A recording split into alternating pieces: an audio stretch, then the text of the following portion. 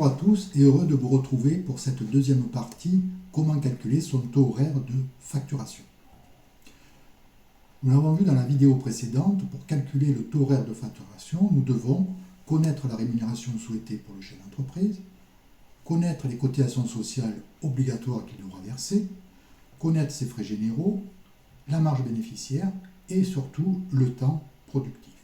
Nous allons aborder maintenant en détail le calcul de ces différents paramètres. Comment calculer la rémunération souhaitée? Vous avez plusieurs choix. Soit vous voulez gagner la même rémunération qu'en tant que salarié, mais à mon sens, pourquoi avoir la responsabilité d'une entreprise pour avoir la même rémunération qu'un salarié? Soit vous voulez gagner le maximum, mais je vous rassure, le maximum n'existe pas. Soit vous avez un objectif de rémunération précis, je veux gagner 50 000 euros par an, soit vous essayez de déterminer ce qu'il vous faut au minimum pour faire vivre correctement votre famille. Pour ma part, je vous propose de calculer en premier les besoins financiers de votre foyer pour une année civile sans rien oublier.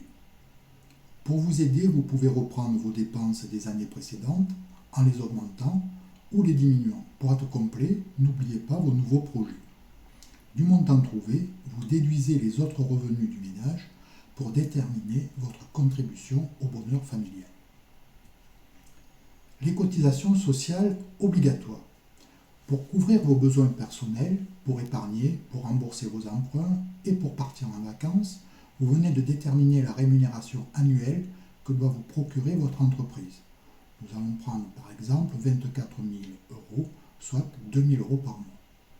En déclarant cette rémunération à l'URSSAF, le montant de vos cotisations sociales pour couvrir les risques de maladie, invalidité, décès et capitaliser des droits pour votre retraite est de 11 000 euros. En effet, il représente un peu moins de 50% du revenu que vous allez déclarer à l'URSSAF. Pour les travailleurs non salariés, que l'on appelle les TNS, n'hésitez pas à créer votre espace personnel sur le site de l'URSSAF. Le calcul des frais généraux, c'est la partie la plus délicate à évaluer, surtout pour les créateurs d'entreprises. Pour les autres, les éléments comptables des années précédentes vous seront très utiles. Sinon, vous pouvez les évaluer suivant leur nature. Pour les locaux utilisés, le loyer, l'électricité, l'eau, l'entretien. Véhicules utilisés, l'entretien, l'assurance, le carburant, bien sûr à quelque chose près. Le petit matériel, renouvellement du matériel, l'entretien, les vêtements de travail, frais de déplacement, l'autoroute, le parking, l'hôtel. Pour les frais postaux, le téléphone, le courrier, frais administratifs, fourniture de bureau, tonnerre, autres frais, publicité, les honoraires, comptables ou d'avocats, réception, services bancaires à négocier avec votre banquier si cela est possible, les cotisations diverses à un syndicat par exemple, l'impôt et taxes, la contribution foncière des entreprises.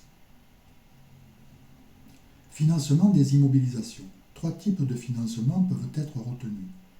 Le crédit bail, dans le cas où vous devez ajouter le montant annuel des loyers hors taxes dans les frais généraux et répartir l'apport initial éventuel sur le nombre d'années de location. L'emprunt, dans ce cas vous devez ajouter le montant annuel des remboursements dans les frais généraux et répartir l'apport initial sur le nombre d'années de remboursement. Les fonds propres de l'entreprise, dans ce cas vous devez ajouter l'amortissement du matériel financé, c'est-à-dire la valeur hors taxe du bien divisée par sa durée probable d'utilisation. Nous allons concrétiser par un exemple. Achat d'un matériel 10 000 euros hors taxe. Si vous le financez en crédit bail, on retiendra 180 euros par mois sur 5 ans, montant annuel à ajouter dans les frais généraux 2 160 euros. Si vous le financez à l'aide d'un emprunt de 8 000 euros et d'un apport initial de 2 000, remboursement 150 euros par mois sur 5 ans.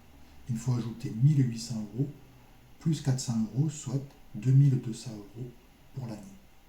Par les fonds propres, calcul de l'amortissement, soit 10 000 euros, 5 ans, on pense pouvoir l'utiliser pendant 5 ans, 2 000 euros à ajouter par an. Nous retiendrons pour notre exemple un montant de frais généraux de 19 000 euros pour l'année.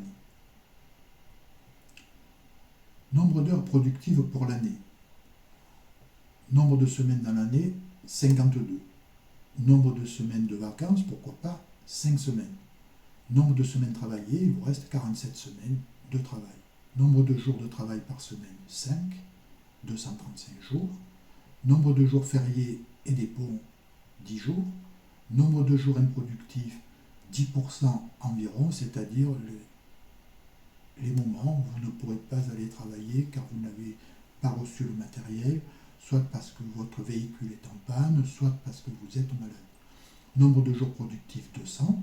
Nombre d'heures de travail facturables par jour, 7. Nombre d'heures productives théoriques par an, 1400 heures. Vous pouvez maintenant moduler votre propre temps de travail, soit diminuer ou augmenter le nombre de semaines de vacances, soit augmenter le nombre d'heures par jour facturables, etc. L'entreprise doit au moins facturer les éléments que nous venons de calculer. La rémunération souhaitée pour le chef d'entreprise, 24 000 euros. Les cotisations sociales obligatoires, 11 000. Les frais généraux, 19 000 euros. Une marge bénéficiaire, 10% du chiffre d'affaires, dans notre cas, 6 000 euros. Le chiffre d'affaires hors taxe que doit réaliser le chef d'entreprise est de 60 000 euros pour 24 000 euros de rémunération, 11 000 euros de cotisations sociales, 19 000 euros de frais généraux, 6 000 euros de marge bénéficiaire. Son taux horaire moyen est de 42 à 43 euros de l'heure. La marge bénéficiaire peut vous sembler importante, mais vouloir la réduire serait imprudent car elle sert à plusieurs choses et notamment améliorer l'autofinancement pour financer la croissance de l'entreprise, permettre la négociation avec les clients, faire face aux aléas de la prestation, compenser en partie ou en totalité les impayés, financer les contentieux ou majorations de retard, et plus généralement à couvrir les éléments exceptionnels ou non prévus. Déterminer un taux de facturation ou le prix d'une journée de travail n'est pas une tâche très difficile. C'est un travail minutieux qui demande beaucoup de soins et d'attention. Cependant, l'établissement d'un devis ne dépend pas uniquement de facteurs financiers. Il faut savoir si l'on est capable d'effectuer le travail demandé en connaissant parfaitement les exigences de son futur client. Ne pas hésiter à poser des questions, ne pas hésiter à relever des problèmes. Savoir si son outil de travail est adapté pour réaliser la prestation demandée. Savoir déterminer le temps nécessaire pour effectuer la prestation en maîtrisant votre organisation.